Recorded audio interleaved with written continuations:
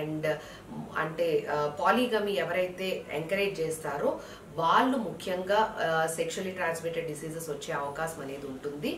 And ముఖ్యంగా ఏంటంటే teenage అమ్మాయిలు like less than 25 years old ఉండే అమ్మాయిలు ఏంటి అంటే unprotected sexual intercourse prior to the like stable relationship ముందు అన్ప్రొటెక్టెడ్ సెక్షువల్ ఇంటర్కోర్స్ అనేది స్ట్రేంజర్స్తో జరిగినప్పుడు కూడాను ఈ సెక్షువల్లీ ట్రాన్స్మిటెడ్ డిసీజెస్ అనేవి ఎక్కువగా వచ్చే అవకాశం అనేది ఉంటుందన్నమాట. సో అందరికీ గుర్తుపెట్టుకోవాల్సిన విషయం ఏంటి అంటే if you are participating any kind of sexual intercourse with a stranger you have to అంటే ముఖ్యంగా కాండమ్స్ యూజ్ చేయటం అంటే బ్యారియర్ మెథడ్ ఆఫ్ కాంట్రసెప్షన్ అనేది యూజ్ చేయటం అనేది చాలా ఇంపార్టెంట్. సో ఎందుకంటే condoms prevents most of the sexually transmitted diseases.